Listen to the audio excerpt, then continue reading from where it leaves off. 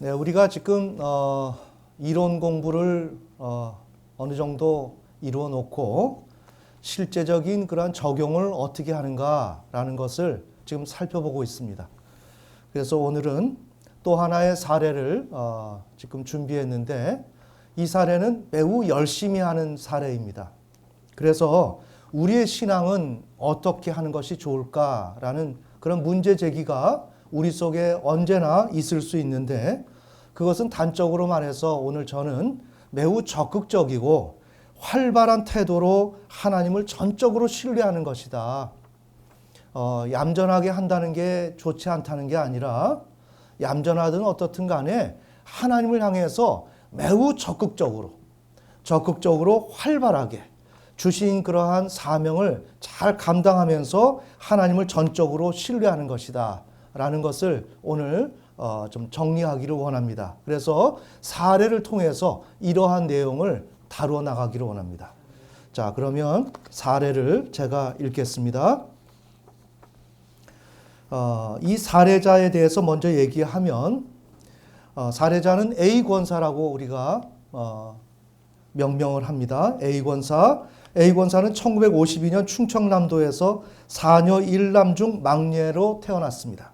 고등학교 졸업 후 서울로 올라와서 취직 준비를 하기 위해 타자 학원을 다니게 되었는데 그곳에서 남편을 만나 결혼을 하게 되었습니다.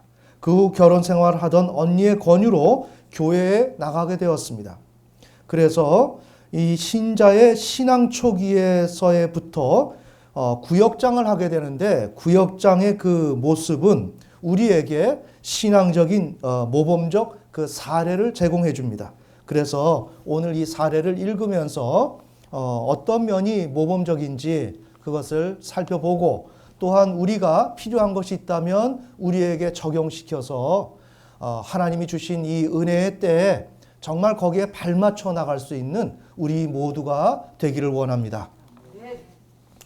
네, 오늘도 페이지가 굉장히 많지만 글씨가 크고 그래서 이렇게 시간은 많지 않을 것으로 믿는데 그것이 중요한 게 아니라 지금 우리가 만난 그 하나님에 대한 개념을 여러분들이 만나긴 만났지만 뭐라고 설명하기가 그렇게 쉽지가 않을 것입니다.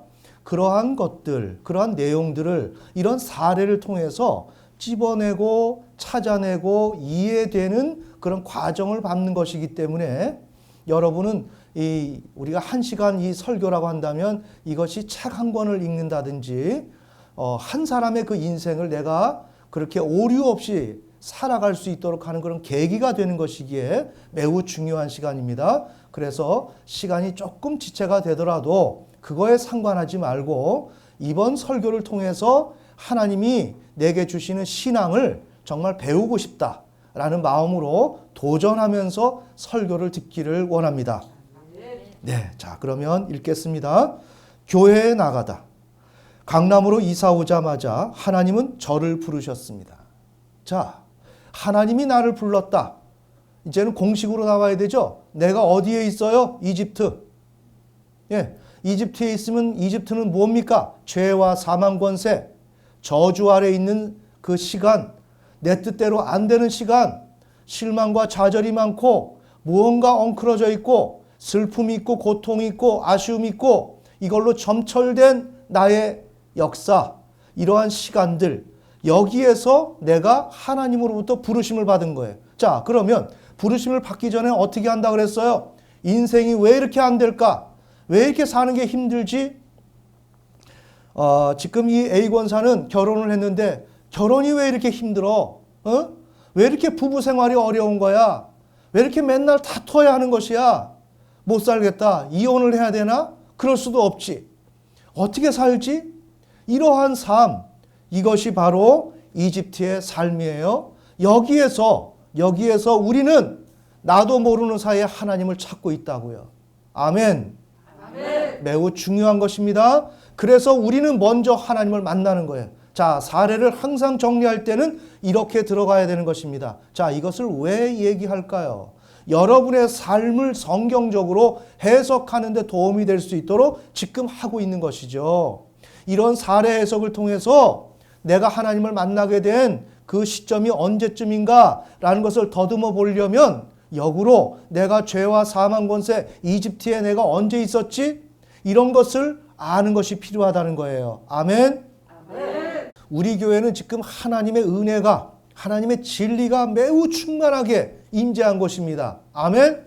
아멘. 그러게 여기에서 하나님이 내 마음속에 정리가 되어줘야 돼요. 이게 기회입니다. 자, 기회고 하나님이 부족하지만 저를 지금 사용해서 여러분들한테 하나님의 그 진리를 전달하는데 우리나라 전체 설교를 뒤져봐도 지금 이런 설교가 저는 설교를 못합니다. 못하지만 설교의 내용, 핵심, 이 진리들이 이렇게 노골적으로 퍼져나가는 곳이 없습니다. 아멘. 아멘. 그러기에 여러분이 귀담아 내용을 들으셔야 됩니다. 강남으로 이사 오자마자 하나님은 저를 부르셨습니다. 하루는 아직 결혼하지 않은 언니가 교회에서 은혜 받은 이야기를 내게 해주는 것이었습니다. 천국과 지옥, 성령 받은 이야기 등. 이건 뭐예요? 부르심. 아멘? 아멘. 더 있다가 나이 많아 죽을 때쯤 다닐게. 천국이 있다니까. 지금 우리가 A 권사가 이렇게 얘기하는 것입니다. 제 말에 언니는 진지한 표정으로 말했습니다. 안 돼. 하루라도 빨리 가는 게 좋아.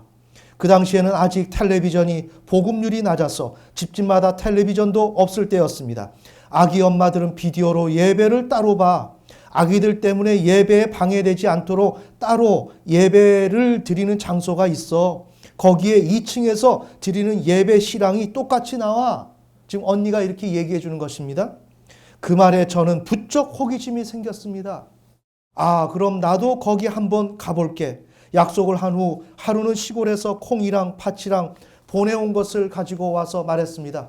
언니가 말하는 것입니다. 이제 교회에 나가야 해.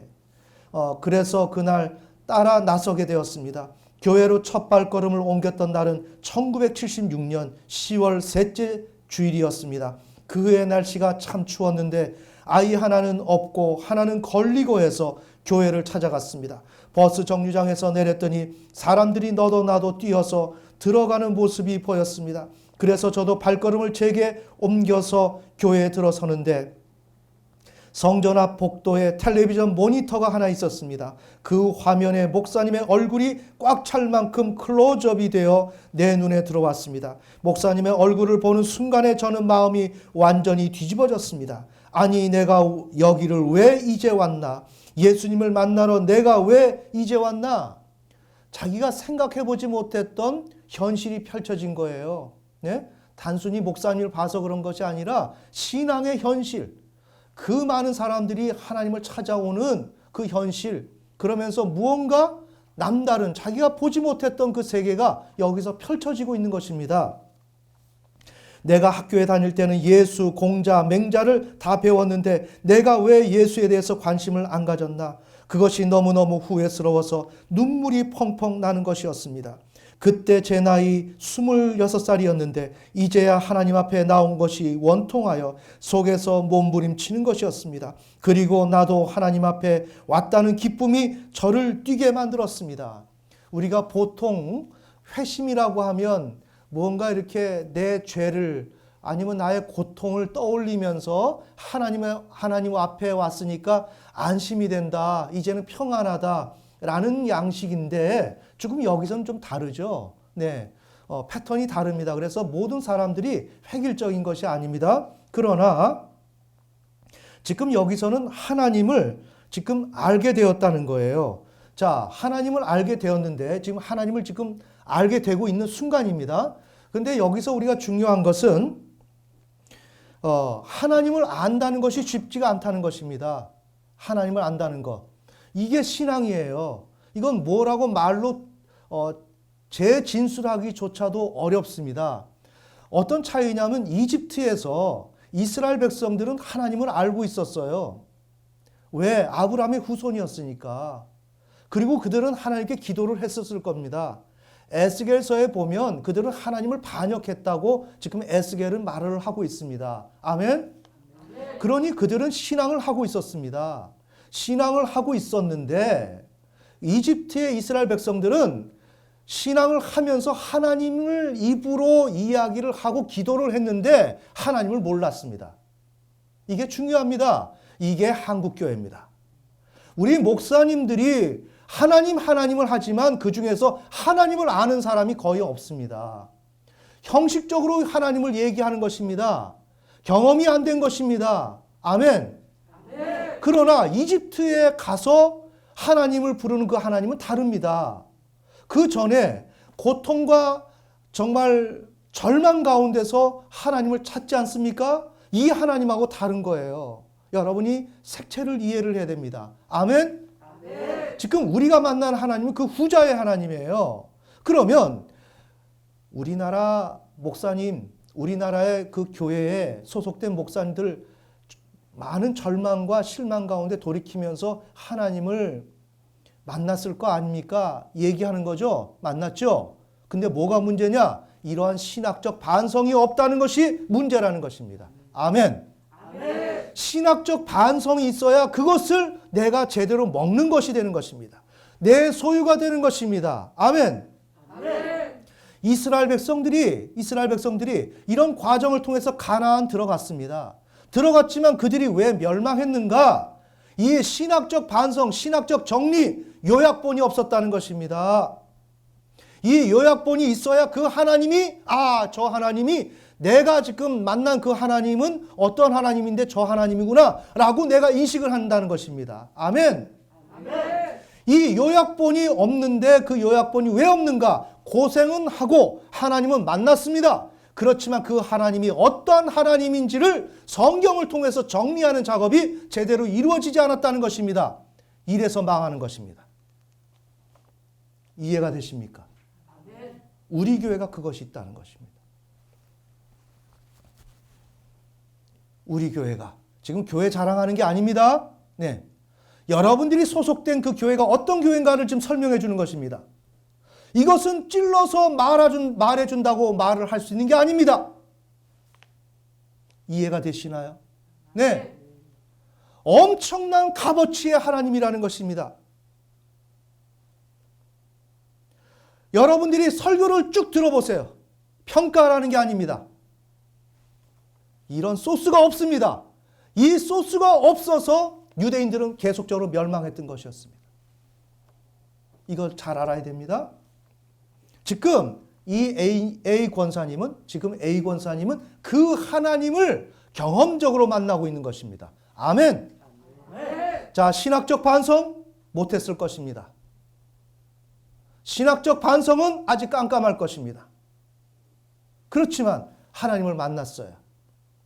하나님을 만나서 정말 이 세상에서 경험해보지 못했던 그 안정감, 이것을 지금 누리고 있는 거예요. 이것을 우리는 이러한 사례를 보면서 전체적으로 위에서 아래로 내려다보듯이 교만하라고 하는 것이 아니라 위에서 아래를 내려다보듯이 이렇게 조망해보라는 것입니다. 그래서 이것을 정리해보라는 것입니다. 아멘. 제가 무슨 말씀 드리는지 이해가 되시죠? 그리고 나도 하나님 앞에 왔다는 기쁨이 저를 뛰게 만들었습니다. 지금 경험론적으로 하나님을 만나고 있습니다. 어릴 때 기억으로 사촌 언니를 따라 시골 철길을 걸어 먼 곳에 있는 교회에 간 기억이 났습니다. 맞죠? 이집트 이스라엘 백성들처럼 하나님을 알고 있는 이 신자예요. 그러나 결혼 생활하면서 애 키우면서 남편과 여러 가지 갈등도 발생됐을 것이고 좌절도 발생되었을 때 정말 하나님을 향해서 자신도 모르게 호소를 했던 것입니다. 아멘. 이렇게 되면서 하나님을 향해서 본격적인 신앙으로 들어가는 거예요. 포도송이 그림이 있고 거기에 교회에 왔다는 표를 붙였던 기억. 나이 많은 여자 전도사님이 신방을 오셔서 그림 성경책을 보여주던 기억. 그때 성경책에는 그림이 있었는데 마음 중앙에 십자가가 있으면 나쁜 짐승들이 마음 밖으로 나가고 십자가가 마음 밖으로 나가면 나쁜 짐승들이 마음에 들어온다는 이야기 등등을 들은 기억이 났습니다. 이제야 나도 하나님 앞에 왔구나. 너무 감격스러웠습니다. 이 감격은 대단한 것입니다. 하나님을 정말 만났을 때 정말 이 세상에서 그렇게 찌들리고 고통스러웠는데 그 하나님 한 분 만나면 모든 것이 다 채워지는 것입니다. 아멘. 너무 감격스러웠습니다. 그래도 결국 하나님 앞에 왔다는 것이 너무나도 기뻤습니다. 회개와 기쁨 때문에 눈물을 주체할 수가 없었습니다. 아, 하나님은 우리의 아버지시구나. 우리 하나님께 예쁘게 보이면 아버지이신 하나님은 자녀인 내게 무엇을 더 주실까 고민하시는 분이구나. 이분은 막내예요. 아버지에게 사랑을 받았던 분입니다. 아멘. 그러기에 제가 지난주에 말씀드린 대로 우리의 신앙은 내가 가진 주제로 한다고요. 내가 가지고 있는 인생의 주제. 내가 따돌림, 소외, 아니면 또 뭐 여러 가지 주제들이 있죠. 열등감, 이런 걸 가지고 신앙으로 와요. 좋아요. 그거 다루어져야 합니다. 그러나 그것이 신앙이 아닙니다. 아멘? 그런데 중요한 것은 이 A 권사님은 이것으로 끝을 봅니다. 이게 한국교회입니다. 이게 한국교회입니다. 그래서 이분이 하나님을 만나는 이 하나님은 사랑의 하나님. 막내로서 육신의 아버지가 나를 돌봐주시던 자애로운 아버지처럼 그런 하나님으로 생각한 거예요. 자, 그런 하나님이 왜 필요했을까요? 결혼 생활에서 남편하고 시집살이를 하고 있는데 외롭죠? 그러면 누구 생각나요? 아빠 생각나죠? 그 아빠가 하나님이라고요. 이거 신앙 아닙니다. 아멘. 동일한 한국어 아버지라 그래서 동일한 아버지가 아닙니다. 육신의 아버지를 하나님에게로 이렇게 대입을 시키면 안 돼요. 그 하나님하고 달라요. 하나님은 공의의 하나님이라고요. 아멘. 육신의 아버지는 편향된 아버지예요. 뭔가 치중되었어요. 어디에? 사랑에. 육신적 소욕에. 육신의 아버지는 그 딸과 동일시가 되어서 딸의 연약함을 자기 자신으로 알고 딸을 불쌍히 여기면서 잘못이 있어도 넘어가고 이렇게 했겠죠? 막내니까. 아멘. 이걸 가지고 하나님을 투영하는 겁니다. 이것을 하나님 인식이라고 하는 것입니다. 이런 하나님의 인식이 어디에서 나오느냐? 나의 인생의 주제. 이것을 가지고 나오는 거예요. 그러면 이것을 처음에 가지고 나오는 건 필요해요. 그래야 진짜 하나님을 만나요. 그런데 이것을 수정해 줄 수 있는 기반이 한국교회에 없다는 것입니다. 아멘. 이것을 수정해 줘야 돼요. 그럼 어떻게 수정? 그 하나님은 공의의 하나님. 내가 잘못하면 나를 버리는 하나님. 이걸 수용을 해줘야 돼요. 이것을 가르쳐 줘야 됩니다. 근데 이것을 가르쳐 주질 않아요. 하나님을 자애로운 하나님으로 알고 하나님이 타락한 인간을 향해서 찾아오셨다. 바로 이렇게 되는 거예요. 성경 그렇게 얘기하지 않습니다. 성경은 죄와 사망 권세에서 인간이 고통을 호소할 때 하나님께서 그때 반응을 하시는 것입니다. 아멘? 이것은 어떠한 하나님이죠? 공의의 하나님. 공의의 하나님. 그런데 지금 한국교회 특히 여성 신자들이 하는 신앙이 뭐냐? 아주 썩은 신앙이라고요. 그건 가치가 없는 신앙이에요. 그건 초보적 단계의 신앙이라는 겁니다. 하나님과 사랑을 한다고 얘기해요. 예수 그리스도와 사랑을 한다 그래요. 그거 아닙니다. 예수 그리스도 무섭습니다. 아멘. 얼마나 무서운데요. 얼마나 거리가 있는데 다가설 수가 없습니다. 왜? 공의로우신 분이기 때문에. 그런데 이것을 한국교회가 여성 신자들을 특히 여성 목회자들 예를 들자면 이러한 경향이 농후합니다. 그러기 때문에 여기에서 벗어나지 못하면 사망이 오는 것입니다. 아멘. 지금 무엇을 말씀드리느냐? 우리가 만나는 하나님을 내 인생의 주제로 투사하지 마라. 그래서 그 하나님을 채색하지 마라. 그 하나님이 아니다. 하나님은 공의의 하나님이자 사랑의 하나님이다. 이것을 성경을 통해서 정립해 나가야 된다. 육신의 아버지를 하나님에게로 전가시키지 마라. 그래서 동일한 아버지라 그래서 동일한 아버지가 아니다. 이것을 우리의 신앙 가운데서 다뤄내야 된다. 그런데 오늘 사례자는 그것을 하지 못한다. 끝까지 이 레파토리로 나간다. 이게 한국교회 신자들이고 그래서 지난 정권에 우리 대한민국이 멸망했던 것입니다. 아멘. 문재인 정권의 종로로 할 수밖에 없었던 거, 특히 교인이라고 하면, 교회라고 하면 탄압이 들어왔던 거 누가 했는가? 하나님이 하신 것입니다. 왜? 썩어 빠진 신앙을 가지고 있으니까. 아멘. 그 신앙에서 벗어나야 되는 거예요. 그 신앙에서 벗어나는 게 바로 우리 교회에 그 자원이 있다는 것입니다. 이 자원을 가지고 여러분이 하나님을 만나야 되는 것입니다. 아멘. 그럼 하나님께 예쁘게만 보이면 되겠구나. 이해가 되시죠? 그날 저는 굳게 결심을 하였습니다. 하나님 아버지께 마음에 결심이 온 것이 그렇다면 하나님 앞에 무조건 순종을 하자. 말을 잘 듣는 자녀가 가장 예쁘니까. 즉 주제가 다를 뿐이지. 오늘날 한국교회 성도들이 이러한 양상으로 가고 있는데 이건 50점짜리 신앙이다. 아멘. 비바람 불고 하나님 앞에서 하나님께서 나에게 정말 극도의 나를 부인해야 할 이런 것을 나에게 요구하는데 판판이 깨진다. 왜? 나는 가정주부니까.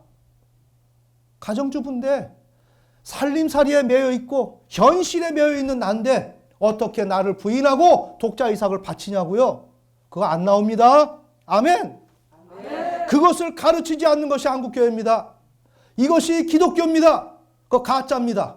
부모는 자녀가 말을 잘 들어야 가장 예쁜 것입니다. 그리고 문제가 생기기 전에 기도를 하자.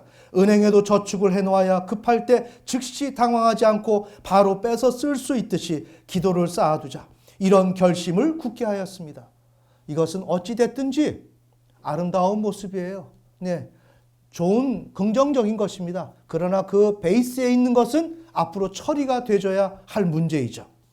첫날 구경한다고 교회 갔던 그 순간부터 저는 완전히 하나님의 사랑에 빠졌습니다. 이제 나도 교회에 다닌다는 것을 세상에 외치고 싶었습니다. 그날부터 저는 물을 만난 고기처럼 하나님께 미쳤습니다. 1977년 12월 12일 수요일의 단상. 이제 중간중간 자기의 느낌을 적어 놓습니다. 이런 것이 우리에게 하나님과 주님과 또한 성령님과 우리가 교제를 하다 보면 이러한 정리하는 것, 습관도 필요합니다. 그래서 제가 틈틈이 여기 나오는 내용들을 여러분들한테 읽어드리니까 여러분도 차 한 잔을 놓고 주님과 교제하고 성령님과 교제하고 우리 아버지 하나님과 교제하는 이러한 시간들을 여러분이 가져야 됩니다. 내 나이 이제 26살, 20년이 넘도록 살아오면서 과연 나는 무엇을 향하여 걸어왔으며 결코 후회됨이 없는 삶을 살아왔는가? 생각하니 서글프다. 내가 좀 더 일찍 하나님을 알았더라면 좀 더 알차고 후회 없는 삶을 살았을 텐데 이게 맞는 얘기입니다. 그래서 제가 학생 여러분, 청년 여러분들한테 이 하나님을 전해드리려고 하는 거예요. 왜? 여러분들이 뒤늦은 시간에 하나님을 알면 그만큼 손해잖아요. 이 하나님을 학생 시절에 알면 얼마나 좋을까? 용돈 받으면 11조 무서운 줄 알고, 새로운 거 어떤 기쁜 거 받았으면 먼저 하나님께 드리는 거 알고, 기도가 중요한 거 알고, 내 언행 중요한 거 알고, 내가 행실 똑바로 해야 된다는 거, 이 모든 걸 어려서부터 이것을 체질화시키는 거, 이게 재산이라고요. 아멘. 여기에 나오는 뭡니까? 하나님에 대한 정보, 이른바 계시, 진리, 이것을 내가 어린 시절부터 깨달으면 얼마나 좋습니까? 그게 다니엘이고 요셉 아닙니까? 아멘.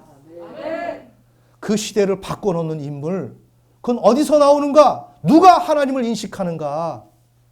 그 인식을 우리는 어떻게 하는가? 내가 좀 더 일찍 하나님을 알았더라면 좀 더 알차고 후회 없는 삶을 살았을 텐데, 하지만 이러한 고백은 학생, 청년 시절보다는 뒤늦은 고백이에요.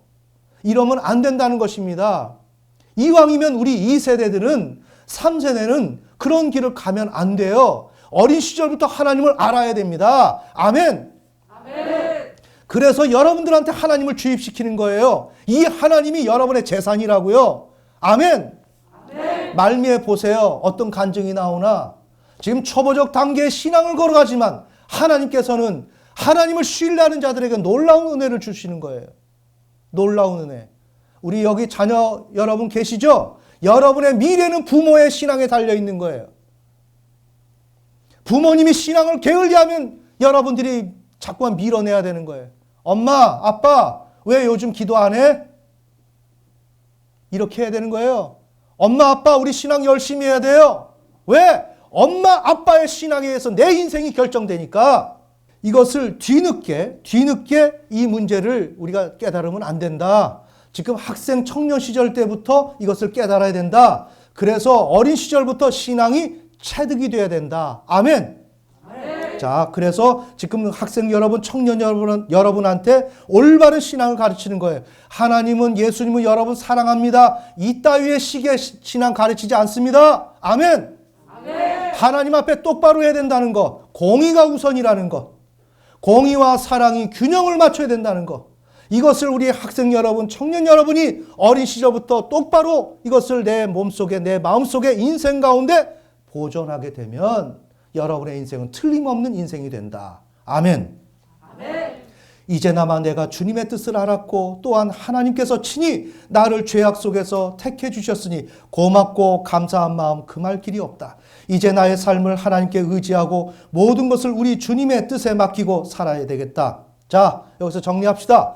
하나님이 나오고 주님이 나와요. 여러분 헷갈리면 안 됩니다. 하나님과 주님은 달라요. 구약의 하나님은 주님이었습니다. 맞습니까? 신약의 하나님은 그냥 하나님 아버지십니다.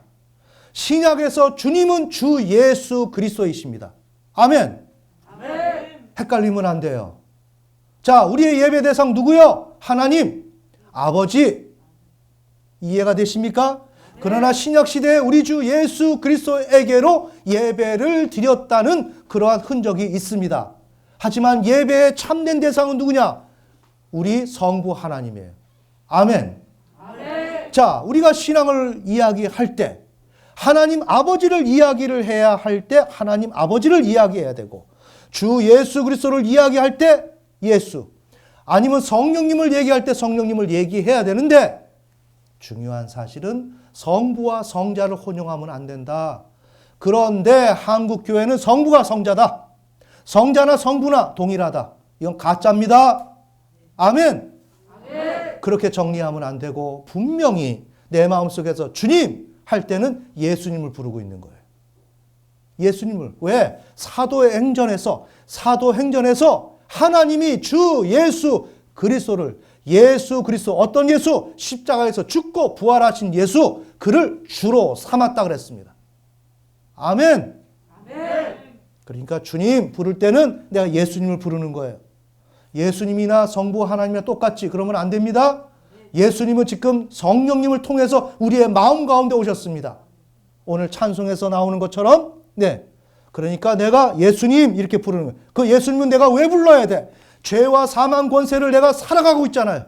이 속에서 살아가고 있지 않습니까? 여기서 나로 하여금 평탄한 길을 걸어갈 수 있도록 나를 인도하도록 사명을 받은 존재, 우리 주 예수 그리스도. 아멘.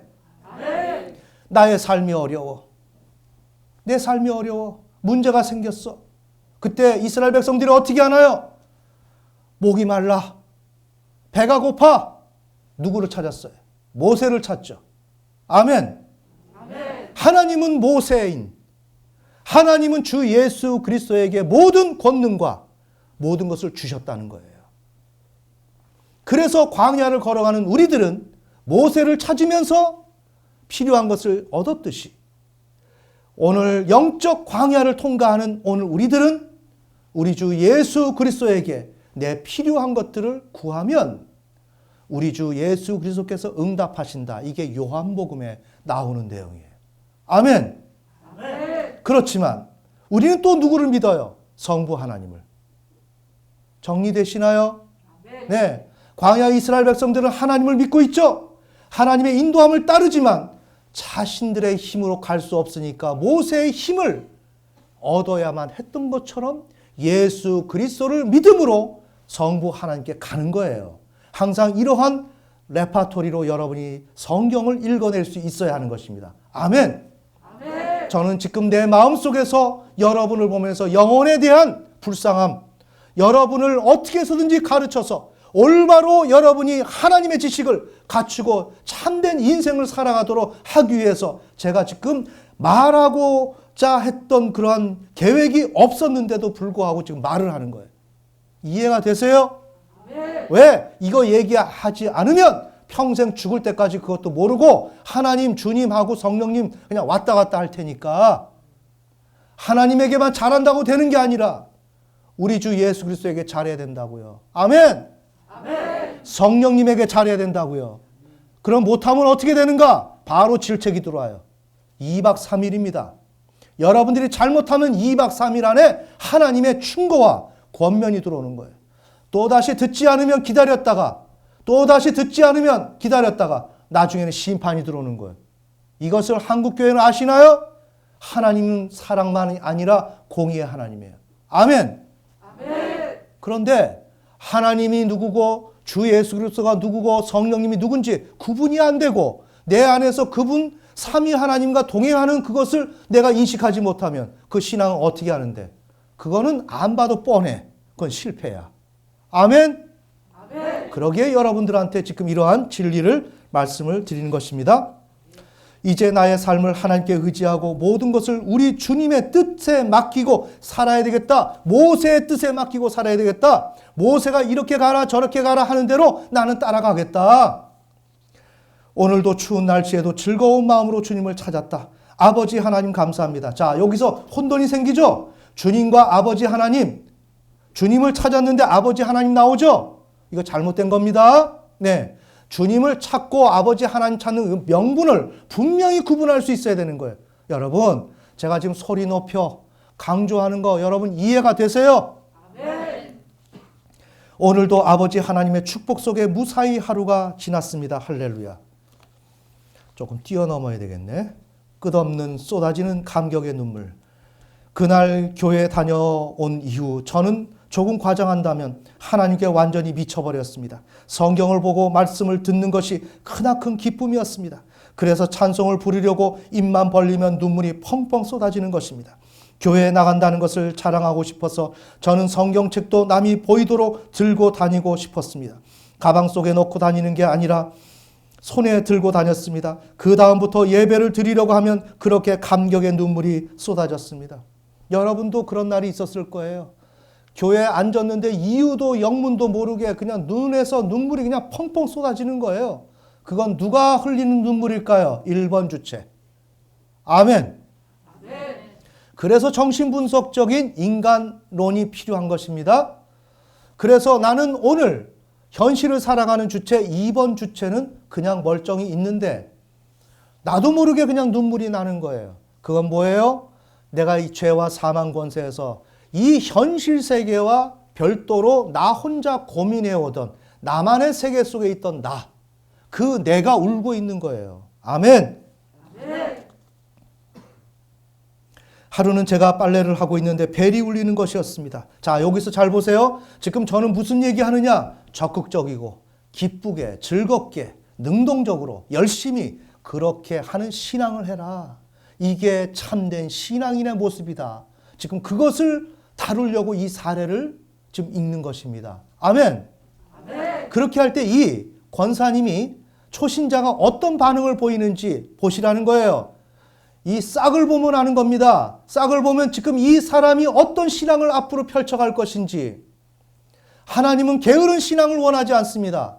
하나님은 소심한 신앙을 원하지 않습니다. 하나님은 믿고 홍해를 가르고 요단강을 건너는 그런 신앙을 원하는 거예요. 아멘. 아멘. 하루는 제가 빨래를 하고 있는데 벨이 울리는 것이었습니다. 문을 열기 전에 물었습니다. 누구세요? 네, 자매님, 교회 구역장입니다. 교회의 구역장이라는 말에 너무나 반가워 반색을 하며 문을 열었습니다. 교회의 구역장이라는 말에 너무나 반가워 반색을 하며 문을 열었습니다. 생각해 보세요. 문을 열어야 돼, 말아야 돼. 나 여기까지만 하려고 했는데 또 왜 찾아왔지? 여러분들을 책망하는 성격이 아닙니다. 네. 스타일이 다르다는 것입니다. 마음을 바꿔야 되는 거예요. 하나님 나라에 대한 태도를 여러분이 분명히 해야 되는 거예요. 아멘.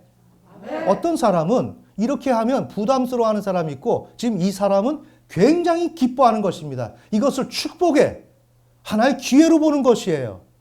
이걸 신앙을 보는 동물적 감각이 있어야 된다는 거예요. 이른바 세상에서 말하는 대로. 그것이 없이 그냥 나 하나님 믿었다, 만났다, 좋았다 뭐 이런 식으로 가면 그냥 거기서 끝나는 것입니다. 그렇게 하는 게 아니라 신앙은 위대하신 하나님을 내가 만난 거예요. 만났으면 어떻게 될 것입니까? 내가 굉장히 적극적으로 나가야 되겠죠. 이 세상에서 하는 것보다 더 내 모든 것을 다 들여서 하나님을 만나야 되는 것입니다. 이게 신앙입니다. 그래서 이분이 하는 모습 보세요. 구역장이라는 말에 너무나 반가워 반색을 하며 문을 열었습니다. 금요일 날 구역 예배를 드리니까 오세요. 구역장님이 얘기한 거예요. 그 말에 얼마나 기쁘던지요. 싹시 보이죠? 네. 덩실덩실 춤을 추고 싶을 정도였습니다. 저는 이런 사례를 보면서 야, 참 대단한 사람이구나. 응? 난 이러지 못했는데 이런 것을 우리 성도님들한테 가르쳐줘야 되겠다. 그 생각이 들어서 제가 이 사례를 소개하는 것입니다. 네, 그럴게요. 저는 주일부터 구역 예배를 나갔습니다. 구역 예배를 3번 정도 드렸을 때 성령 기도회를 한다고 해서 갔습니다. 성령이 무엇인지도 모를 때였습니다. 외부에서 오신 목사님이 안수를 하시는데 그때 랄랄라 따따따 방언을 받게 되었습니다. 그날 저녁에 기도를 받느라 조금 늦게 집에 갔습니다. 남편은 처음에 교회 다니겠다고 하니까 가라고 했습니다. 그런데 늦게 집에 갔더니 남편이 먼저 퇴근해 있었습니다. 자, 남편을 상대하는 모습을 보세요. 화가 머리끝까지 난 남편은 마치 저를 때릴 기세였습니다. 안 되겠다. 일단 피해야지. 저는 얼른 남편을 피해서 집에서 나갔습니다. 구역장인 권사님 댁에 가서 피해 있다가 어느 정도 남편의 화가 풀리기까지 기다렸다 집에 들어갔습니다. 그때부터 남편의 눈치를 보는 신앙생활이 시작되었습니다. 방언을 받은 날부터 저는 열심히 방언으로 기도했습니다. 남편이 출근하면 바로 오늘의 만나 후에는 이름이 바뀐 가정예배용 오늘의 양식을 펼쳐놓고 매일 1시간씩 방언 기도를 했습니다. 이 기도 생활은 현재까지도 이어지고 있습니다. 이러면 축복받습니다. 아멘. 인생의 비결은 다른 데 있는 것이 아닙니다. 우리 하나님에게 있는 것입니다. 아멘. 참으로 지금 생각하면 성령님의 인도하심과 도우심과 지혜로 이끌어 주심에 너무도 감사합니다. 그때부터 하나님께 11조를 드렸고 새벽 기도와 철야 기도 그리고 가정 예배를 빠뜨리지 않았습니다. 또 교회에서 마련하는 성경학교나 성경대학에도 등록해 배우는 것을 게을리하지 않았습니다. 시처럼 적어놓은 내용을 꼭 읽어야 되겠습니다. 들꽃. 나는 꽃을 좋아한다. 그 중에서도 생화를 좋아한다. 생화 중에서도 들꽃을 좋아한다. 조화가 아무리 아름답다 해도 생명이 없으니 매력이 없다. 그래서 나는 집안에 조화를 장식하지 않는다. 신앙의 고백이죠. 내가 꽃 중에서도 들꽃을 좋아하는 것은 겉으로 화려하진 않지만 보면 볼수록 그 하나하나의 색깔과 모습이 너무나도 아름답다. 억센 잡초를 헤치고 자기의 멋스러운 개성을 드러내고 있는 모습. 보아주는 사람이 있든 없든 자기의 자태를 자랑스럽게 드러내고 있다. 나도 하나님의 종으로서 들꽃과 같은 모습이 되기를 원한다. 자기가 뭐가 된 것 같아. 벌써 종이라는 인식이 있는 거예요. 아멘.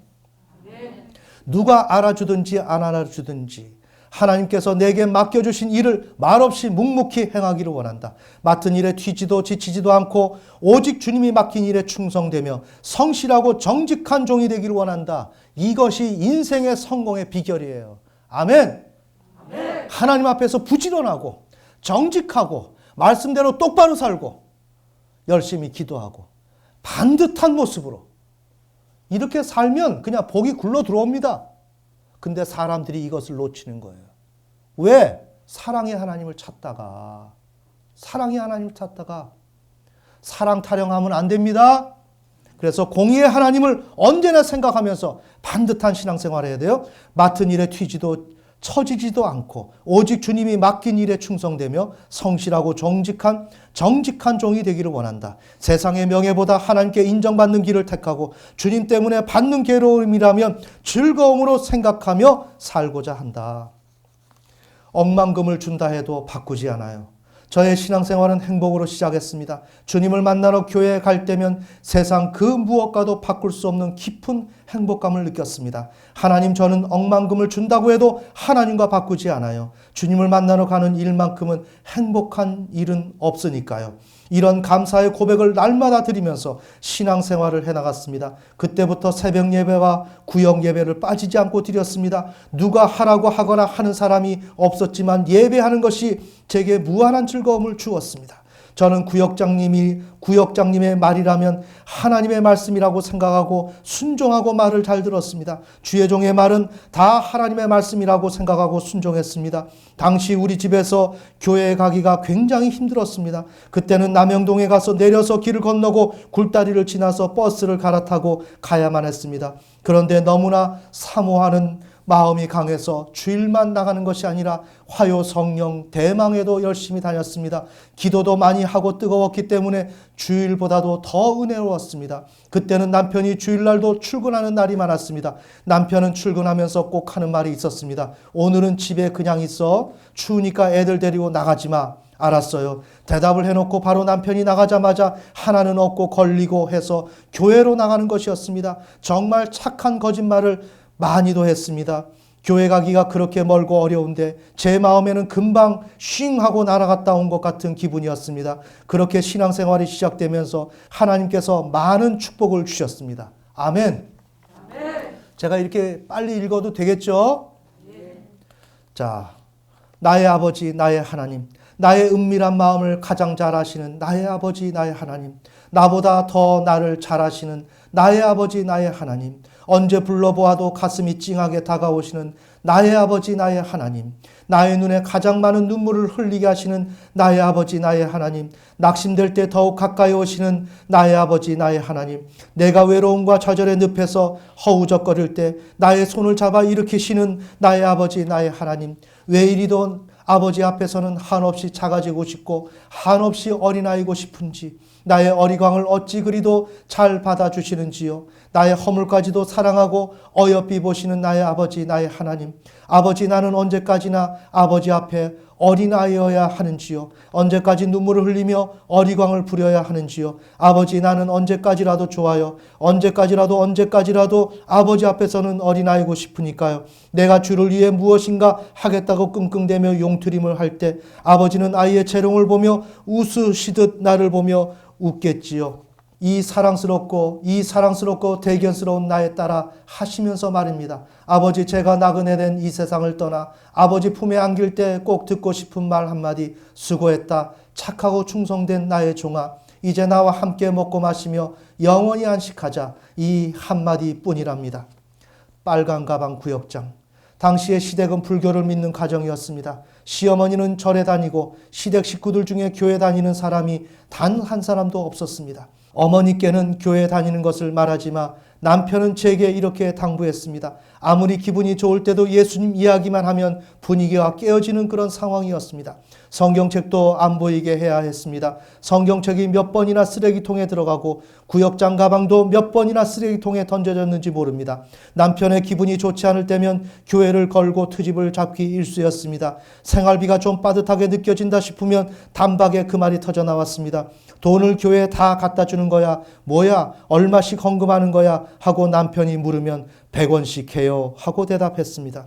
누구를 들어 화풀이할 대상이 없으니까. 그래도 이름을 아는 목사님의 욕도 많이 하고 누구랑 그렇게 몰려다니냐고 다그치면 저는 할 말이 없었습니다.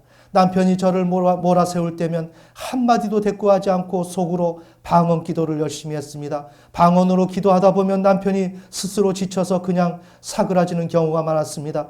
방언 기도를 통한 성령님의 도우심이 있었습니다. 아멘. 아멘. 이 중에도 핍박받는 가정이 있습니다. 신앙을 반대하는 그런 남편들이 있어요. 그 가운데서 여러분들이 꿋꿋이 이기고 나가면 그 상급은 엄청납니다. 아멘. 아멘. 그래도 몽둥이로 때리지 않은 것이 다행이었습니다. 화가 나서 옷을 잡아당겨서 옷이 다 찢어진 적도 있었습니다. 그런데 남편이 펄펄 뛸 때 되면 제게 어디서 그런 힘이 나오는지 남편을 진정시킬 힘이 나는 것이었습니다. 화를 내고 나서 조금 시간이 지나고 나면 남편은 자기가 왜 그랬냐 싶은가 봅니다. 슬그머니 옷 찢어진 옷을 다시 사주곤 합니다. 그러면 저는 그에 대한 이야기는 한마디도 하지 않습니다. 왜 옷을 찢었느냐? 왜 그렇게 화를 냈느냐고 따질 필요가 없었습니다. 그 이유는 자기 마음이 아니라는 것을 알았기 때문입니다. 제가 하나님을 기쁘게 해드릴 때 하나님은 저를 기쁘게 해주시는 것이었습니다. 제가 하나님의 일을 할 때 하나님은 제 가정의 일을 하셨습니다. 자, 시편 1편 1절에서 6절로 가시겠습니다. 시편, 우리 화면을 보실까요? 시편 1편 1절에서 6절. 우리가 하나님의 일을 할 때 하나님은 우리의 가정의 일을 하신다. 하나님은 우리의 주인이십니다. 자, 읽겠습니다. 시작. 경건치 아니한 자들의 계획대로 걷지 아니하고 죄인들의 길에 서지 아니하며 조롱하는 자들의 자리에 앉지 아니하는 사람은 복이 있나니 그는 주의 율법을 기뻐하며 그분의 율법을 밤낮으로 묵상하는도다. 그는 물 있는 강가에 심은 나무 곧 제철에 열매를 맺는 나무 같으며 그의 잎사귀 또한 시들지 아니하리로다. 그가 하는 것은 무엇이든지 형통하리로다. 경건치 아니한 자들은 그렇지 아니하며 오직 바람에 날리는 여호와 같도다. 그러므로 경건치 아니한 자들이 심판가에 서지 못하며 죄인들이 의로운 자들의 회중에 들지 못하리니 의로운 자들의 길은 주께서 아시다. 경건치 아니한 자들의 길은 망하리로다. 아멘. 네, 이렇게 경건한 거, 하나님의 뜻대로 사는 삶, 순종하는 삶, 이렇게 살게 되면 항상 열매를 맺는다는 것입니다. 저는 늘 이 말씀을 입에 달고 살았습니다. 구역장이 되다. 1976년에 교회에 나간 이후부터 저는 구역 활동에 열심히 참석했습니다. 제 나이가 어렸기 때문에 우리 구역 식구들은 다 나이가 저보다 많았습니다. 그런데 1978년 어느 날 구역장을 다시 세운다면서 저에게 구역장을 하라는 것이었습니다. 저는 교회에 나온 지도 얼마 안 되고 아이 둘을 데리고 다니고 남편의 눈치도 보며 다녀야 하는 때라 선뜻 하겠다는 말이 나오지 않았습니다. 그러나 안 하겠다는 말은 하지 않고 집으로 와서 멘토인 권사님께 전화를 했더니 순종하라는 것이었습니다. 그래서 순종하고 구역장의 가방을 들게 되었습니다. 구역장으로 임명받는 순간 저는 하나님께 말씀을 드렸습니다. 하나님 아버지, 세상에서도 직장에 들어가면 그 직장에서 월급을 줍니다. 저는 하나님의 복음 사업장에 들어왔으니 이제 이후부터 저는 세상에서 돈 버는 일은 하지 않겠습니다. 이제 하나님께서 저에게 월급을 주시되 남편을 통하여 필요한 모든 것을 채워주세요. 아멘. 아멘. 이러한 신앙을 가져야 되는 거예요. 막연하게 내가 열심히 신앙생활하면 뭐가 되겠지. 그게 아니에요. 내가 하나님을 열심히 신앙하면 학생들에겐 지혜를 주시고 또 진로를 열어주시고 평생 앞길을 열어주시고 가정에는 모든 질서를 하나님이 잡아주시고 아멘.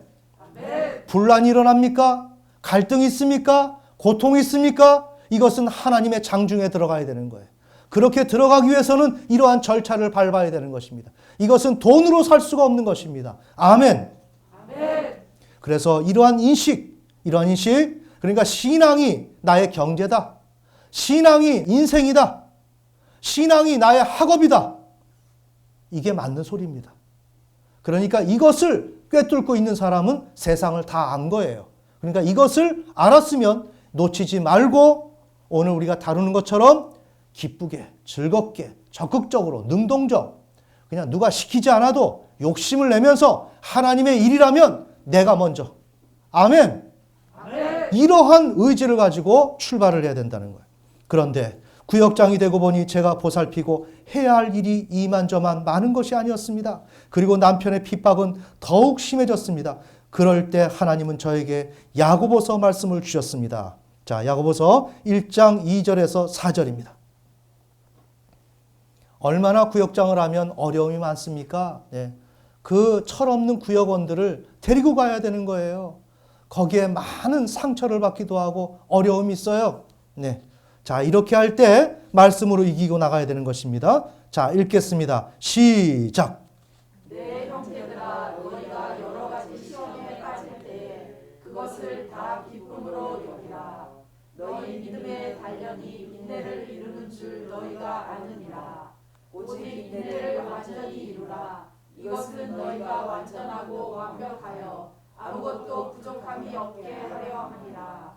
아멘. 네. 말씀을 읽고 나서 저는 또 울며 고백합니다. 하나님, 제가 무엇이기에 사용해 주시고 또 이렇듯 부족함이 없는 자로 만드십니까? 매우 위대한 신앙의 고백이죠. 네. 하나님이 나를 사용한다는 것. 그 귀한 하나님의 집에 내가 일꾼이 된 거예요. 삼성 이건희, 지금 누구죠? 이재용. 네? 삼성의 어떤 이사로 들어갔다? 어떤 좋은 직위를 얻고 들어갔다? 아주 좋아하죠? 여러분이 맡은 이 직위는 온 우주의 주인 되시는 창조주 하나님이 일하시는 그 현장의 일꾼이라는 것입니다. 아멘. 아멘. 그 가치를 알아야 되는 거예요. 그 가치. 그래서 내가 일을 하게 되면, 교회 충성하게 되면 하나님께서 엄청난 것을 주시는 것입니다. 아멘. 아멘. 1977년 6월 6일 기도. 할렐루야. 아버지 하나님께 감사드립니다. 지극히 높은 곳에서 우리를 지켜주시고 우리가 고통에 처할 때 다 함께 괴로워하시고 위로하여 주시는 아버지 하나님 감사합니다. 고통의 밤이 아무리 길지라도, 남편의 핍박이 아무리 심할지라도 밤이 지나면 태양이 떠오르듯이 우리 주님 십자가의 승리로 우리가 승리하니 할렐루야 감사합니다. 아멘. 아멘. 이렇게 될 때 주님이 나오는 거예요. 여기서 주 예수 그리스도, 그분이 우리의 죄와 사망 권세, 저주, 매임, 앞으로 나아갈 수 없는 고통, 이것을 주님이 대신 감당해 주신 것이에요. 그때 우리 주님을 바라보는 것입니다. 아멘. 아멘. 그리고 주님이 나를 위해서 그렇게 해결해 줬다는 그 믿음을 가지고 내가 오늘 하루를 극복하는 거예요. 이게 예수 믿는 거예요. 자, 그러니 아버지 하나님을 찾을 때가 따로가 있고 예수 그리스도를 찾을 때가 따로 있는 거예요. 맞죠? 네. 그래서 십자가의 승리로 모든 것을 이루신 우리 주 예수 그리스도를 믿고 오늘 현실은 다 해결되었다. 다 해결되었다. 나는 주님의 뜻을 온전히, 하나님의 뜻을 온전히 이룰 것이다. 그리고 내 안에 계신 성령님과 교제하면서 그 어려운 환경을 통과해 나가야 되는 거예요. 아버지, 밤이 아무리 깊고 지루할지라도 아침은 밝아온다 하였습니다. 아버지, 두려워하지 않습니다. 절망하지 않습니다. 남편의 핍박이 심하면 심할수록 그 뒤에 다가올 축복을 기다리며 인내로서 기쁘게 여기옵니다. 자, 그러면 민수기 6장 24절에서 26절을 보시겠습니다.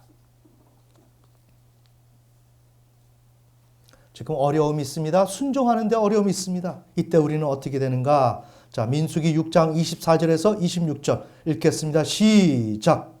주께서 내게 복을 주시고 너를 지키시기를 원하며 주께서 자신의 얼굴로 내게 빛을 비추사 내게 은혜를 주시기를 원하고 주께서 자신의 얼굴을 내게로 향하여 주사 내게 평강을 주시기를 원하노라 할지니라 하라. 아멘. 네, 지금 여기 보세요. 축복을 하나님을 통해서 지금 받기를 원하는 거죠. 자, 이렇게 될 때 이 축복은 어디서 와요? 내가 하나님 앞에서 고난을 감당하지 않는 가운데, 자, 순종은 뭐예요? 고난. 고난이 없는 순종은 없는 거예요. 아멘. 아멘. 그런 고난이 있는 그 순종이 있을 때 축복이 온다는 거예요. 그래서 우리가 정리를 합시다. 우리는 고난이 없는 순종을 택하기를 원해요. 그러면서 내가 일상에 그냥 아무것도 하는 것 없이 하나님 앞에 유의미한 사건도 없는, 잘 들어야 됩니다. 하나님 앞에 아무런 존재도 아닌, 왜? 하는 일이 없으니까. 그 하는 일이라는 것은 특별히 우리가 무엇을 한다는 게 아니에요. 제가 설교를 한다고 설교자, 찬양, 이런 교회 행정, 이런 일을 얘기하는 게 아닙니다. 이해가 되시나요? 그것을 한다고 하나님이 축복 주는 게 아니에요. 그것을 할 때 고난이 온다는 것입니다. 아멘. 네. 그것을 할 때 자기를 부인하는 것입니다. 자기를 부인하는 거. 그러는 가운데 내가 순종할 때 하나님이 나에게 복을 준다는 겁니다. 그런 가운데. 그러면 우리는 어떻게 해야 돼요? 기쁘게 즐겁게. 내 모든 것 다 드려도. 다 드려야 됩니다. 아, 요쯤만 드릴게요. 그거 아니에요. 그게 이삭이에요. 다 드려야 돼요. 나는 안 드리고 요것만 할게. 그거는 카운트가 안 돼요. 요것만 하더라도 내가 다 드리면서 요거를 해야 돼요. 아멘. 아멘. 잘 알아들어야 됩니다. 학생 여러분이 11조를 띄고 헌금을 하지 않습니까? 하라고 하니까 하는 게 아니라 내 전체를 드리는 마음으로 요걸 드려야 되는 거예요. 아멘. 아멘. 우리 교회에 권사님들이 사역자들이 일을 하고 있습니다. 하고 있으면 어떻게 해야 돼요? 내 모든 것을 다 드리는 것으로 먼저 전제를 하고 시작을 해야 되는 것입니다. 여기까지 드려야 되나? 이게 없는 것입니다. 아멘. 아멘. 그러니까 순종이라고 하는 것은 어떤 행위를 한다고 되는 게 아닙니다. 제가 설교만 했습니다. 설교하고 교회를 이렇게 인도하고 나가고 있다고 생각을 우리가 해봅시다. 그런다고 축복해 줄까요? 안 해줘요. 내가 전적으로 하나님 앞에 올인했냐? 아멘. 아멘. 내 인생을 하나님 앞에 드렸냐? 오늘 내게 있는 것을 모두 하나님께 드렸냐? 세상을 욕심내지 않느냐? 매일매일 보시는 겁니다. 아, 어제 그랬는데요. 그건 어제라고요. 오늘 그러냐? 너 오늘 왜 그러냐? 이것입니다. 그런데 내일도 안 고쳐. 모레도 안 고쳐. 그러면 심판이 들어오는 것입니다. 이해가 되세요? 그런데 눈에 보이지 않게 내 모든 걸 다 드렸어. 그건 축복이에요. 그건 축복입니다. 신앙은 입으로 하는 게 아닙니다. 아멘. 아멘. 신앙은 내 것 모든 걸 드리면서 하는 것입니다. 목회자는 저의 인생 다 드렸습니다. 하나님을 향한 신앙을 할 때 내 모든 것을 드리는 것입니다. 아멘. 아멘. 드리지 않고 요만큼만 하겠습니다. 그건 하나님 끝까지 다룹니다. 만약에 안 드리면 그것은 신앙이 없는 겁니다. 그래서 창세기 22장에서 독자 이삭을 드릴 때 이제야 네가 나를 경외하는 줄 알겠다. 하나님이 그렇게 말씀하시는 거예요. 아멘. 아멘. 그래서 목회자인 저희들이 그 길을 먼저 모범을 보이고 오는 거예요. 그러면서 우리는 뭐예요? 이 세상은 나그네다. 이 나그네 길을 통과하는 가운데 하나님이 주시는 광야 길을 통과하면서 주시는 대로 내가 오늘 일용할 양식을 먹고 우리가 갈 곳은 저 하나님 나라. 저 하나님 나라 가면 그때 모든 것을 보상해 주시는 야, 그런 세상이 있을까? 너희는 몰라도 우리는 알아. 우리는 그 하나님을 만났고 우리 주님을 만났고 성령님을 만났고 신앙이라는 게 무엇이라는 걸 알기 때문에 우리는 똑바로 갈 거야. 이건 놓칠 수가 없는 거야. 아멘. 아멘. 이러한 신앙 고백이 우리 가운데 있어야 된다는 것입니다. 아멘. 아멘. 자, 여기 또 뛰어넘고 많이 왔어요. 그래도 여러분 도움 되시나요? 네. 아유, 이제 자녀의 축복이네. 이제 마지막 부분입니다.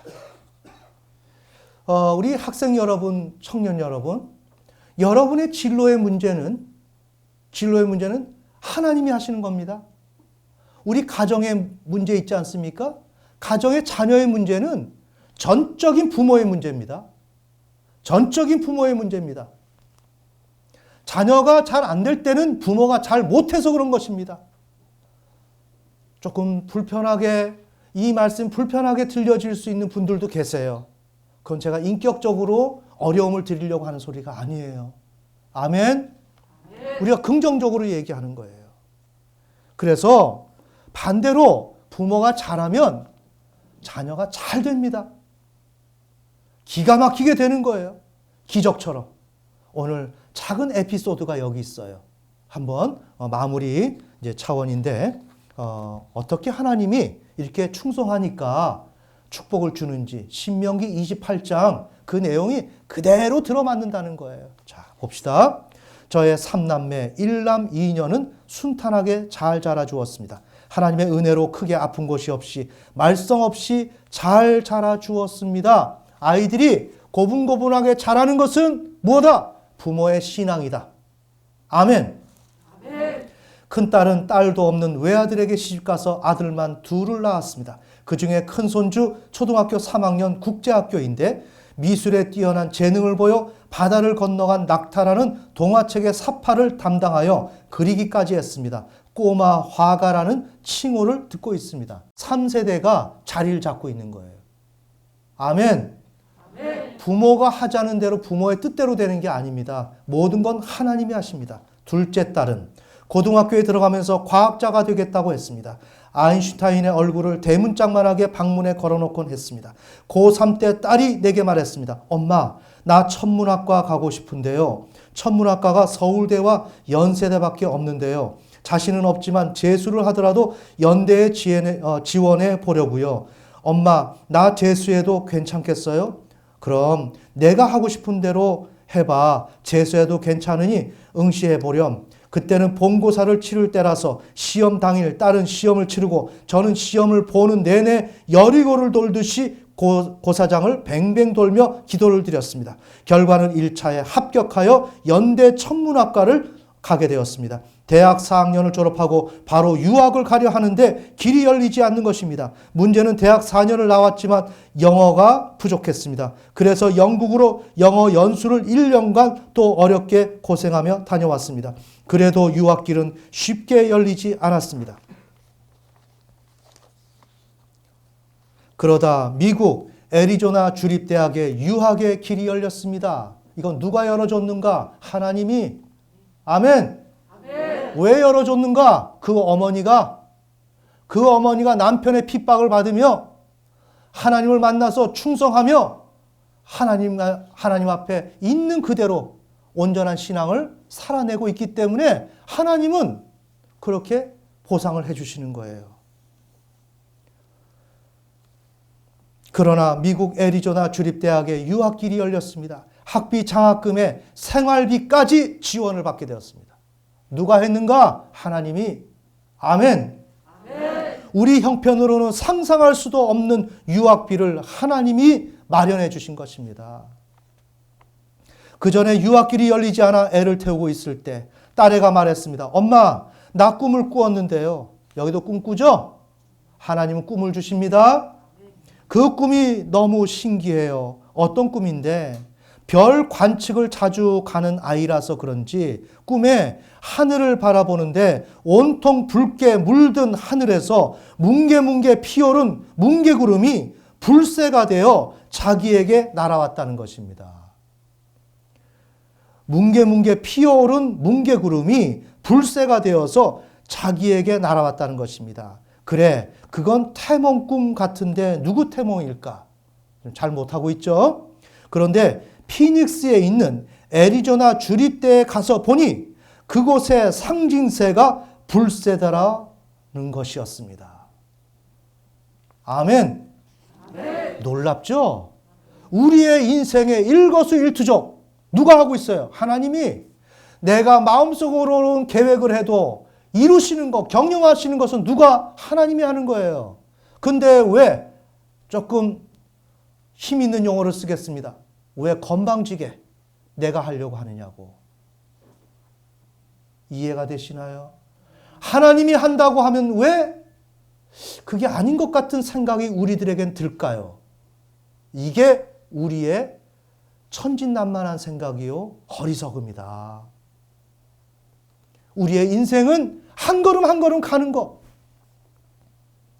아무런 어떠한 대안이 없는데 하나님 비전과 소망을 주시는 거예요. 오늘 우리에게 우리의 능력으로는 할 수 없는데 하나님은 비전과 소망을 주시는 거예요. 그런데 그것을 하시는 분이 누구다? 온 우주의 주인 되신 하나님이 하신다. 자, 인생 어떻게 살아야 될 것 같아? 내 힘으로 살아야 될 것 같아? 아니라고. 이거는 표준이시기에, 뭐에? 온 우주와 인류의 경영의 표준, 기준이시기에 이건 하나님이 세팅해 놓으신 거예요. 아멘. 아멘. 우리 인생은 그래서 하나님을 신뢰하면 세팅된 것이 우리에게 온다고요. 그래서 감화와 감동을 주어서 천문학과 이것에 동기를 갖게 되고 끌림을 갖는 거예요. 인도함을 받는 거예요. 근데 돈이 없는 거예요. 여력이 없는 것입니다.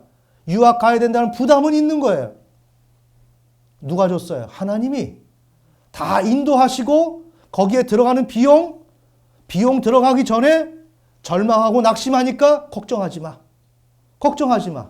먼저 말씀을 해주시면서 알아듣지 못할 것 알면서도 무엇을 기대해요? 나중을 기대하는 거예요. 나중에 그 학교 가니까 그 상징세가 불세라는 거죠. 그걸 보면서 뒤에 가서 아하, 하나님이 하셨구나. 인생은 이렇게 사는 것이구나. 라는 신학적 반성을 하도록 하나님께서는 이 작업을 하신다고요. 아멘. 아멘. 우리는 하나님의 예비하시고 인도하심에 다시 한번 감탄을 했습니다. 자, 그러면 제가 고린도전서 2장 9절을 제가 읽습니다. 기록된 바 하나님이 자기를 사랑하는 자들을 위하여 예비하신 모든 것은 눈으로 보지 못하고 귀로 듣지 못하고 사람의 마음으로 생각하지도 못하였다 함과 같으니라. 아멘. 아멘. 네, 놀랍습니다. 네. 우리는 지금 이렇게 위대한 신앙의 길을 가고 있습니다. 이 세상이 소유하지 못한 우리의 삼위일체 하나님을 모시고 살아가는 것입니다. 우리의 인생은 걱정할 것이 없습니다. 어떻게만 하면 하나님을 경외하면 내 마음속에 들어오신 주 예수 그리스도께 순종하고 성령님의 말씀에 순종하고 주신 사명에 우리가 충실하면 하나님은 우리의 갈 길을 이미 정해놓으셨고 그것을 우리에게 알려주신다는 것입니다. 물질이 없습니까? 능력이 없습니까? 기도하세요. 기도하세요. 기도하면 하나님이 다 해결해 주십니다. 자, 얼마나 행복해요. 아멘. 아멘. 자, 그러면 우리 신앙은 어떻게 되겠어요? 야, 이것도 해야 되나? 여기까지인가? 언제까지지? 여러분이 그렇다는 것이 아닙니다. 언제까지 해야 되지? 이게 아니라고요. 나를 시켜주세요. 주여 나를 사용하여 주옵소서. 그리하여 마음껏 사용해 주시고 나에게 마음껏 축복해 주세요.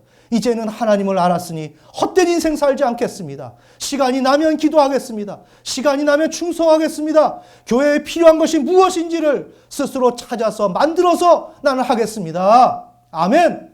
아멘. 헛된 인생 살지 맙시다. 이제 우리 하나님 절망 가운데 우리 자녀 여러분들은 우리 부모님이 매일같이 부모님들끼리 다투고 많은 어려움이 있는 그 가운데서 우리 가정은 왜 그래? 자녀들은 다 그래요. 그것을 보고 자라나는 것입니다. 여기서 참고로 결혼이라는 것은 종합이다. 너와 나의 종합이다. 너의 인생, 나의 인생, 너의 잘못, 너의 오기, 너의 교만, 나의 어떤 무엇, 이거 다 종합하는 게 결혼이다. 그러니까 결혼은 전쟁터다. 아멘. 아멘. 그래서 여기에서 나오는 거예요. 나중에 이 지금 둘째 딸이 이제 박사학위를 받아요. 박사학위 받는데 우리 교회에서 제가 늘 얘기하는 것은 뭐예요? 친구 사귀지 말라는 거예요. 여기서도 나와요. 얘야, 학위 따려면 친구 있으면 안 된다. 따고 나서도 얼마든지 만난다. 이해가 되십니까? 남자와 여자는 조금 전에 말씀드린 전쟁하기 위해서 만나는 거예요. 육체적인 결합이 우선이 아니라고요. 그건 잠깐이에요. 그 즐거움은 잠깐이에요. 이해가 되시나요? 그 다음에 감당할 것이 오는 거예요. 감당은 어떻게 해야 돼요? 인격적인 종합을 이루어내야 돼요. 너와 내가 어떤 인생을 가기로 합의를 해야 돼요. 아멘. 아멘. 나의 욕망이 있어요. 이거 종합을 해야 돼요. 저 안에서 남편에게서 아내에게서 나오는 그 욕망이 오늘 나의 욕망과 종합을 이루어야 돼요. 쉽지 않습니다. 이거 모르고 결혼했습니다. 이혼했습니다. 그래도 모릅니다. 아멘. 아멘. 공부를 하는 학생은 공부하는 거 말고는 다른 데 신경 쓰지 말아야 돼. 그게 멋있는 학생이라고. 청년은 오늘 나의 인생, 앞으로 갈 인생 하나님을 기반으로 토대를 쌓아야 돼. 여기에 투자를 해야 돼. 근데 청년이 놀아? 바보지? 청년이 논다. 그거 바보인 거야. 청년이 연애를 해? 그거 바보인 거야. 앞으로 인생 어떻게 하려고? 인생을 어떻게 하려고? 신앙으로 하나님 앞에 달려가도 시원찮은 판인데 여기저기다가 에너지와 돈과 모든 걸 써서 내가 뭐가 되려고? 보이세요? 가장 중요한 게 신앙이다. 그러면서 인생의 부수적인 것들 다 멀리해라. 멀리하고 하나님께 기도해라. 인연을 맺어주시는 것은 하나님이 맺어주시는 거예요. 아멘. 아멘. 하나님께 기도하라고요. 그 하나님 믿으라고요. 지금 대학을 가는데, 유학을 가는데 그 대학을 딱 정해놨지 않습니까? 우리 장훈이한테도 유학을 보내준다 그러지 않습니까? 우리가 무슨 유학을 갈 형편이 있습니까? 방학간도 없는 집이. 이해가 되세요? 근데 보내준다고요. 하나님 앞에 우리가 진실하게 나가면 하나님 길을 열어주는 거예요. 자, 우리 학생 여러분, 청년 여러분, 미래가 보이시나요? 하나님이 미래입니다. 아멘. 아멘. 그 하나님만 손잡고 우리 주 예수 그리스도가 오늘도 내 안에 계시면서 끊임없이 인내하고 참으시면서 사랑하는 아들아, 사랑하는 딸아, 가자. 넌 그러면 안 된다. 이렇게 해라. 하나님이 정말 우리 안에서 실망하시면서 그럼에도 불구하고 포기치 않고 오늘 우리 보고 가자고 할 때 한국교회 목사님들 잘못 가르치는 싸구려 신학 받아들이지 말고 똑바른 신앙 받아들여서 여러분의 인생을 후회 없이 살아냅시다. 아멘. 아멘. 다 같이 기도드리겠습니다.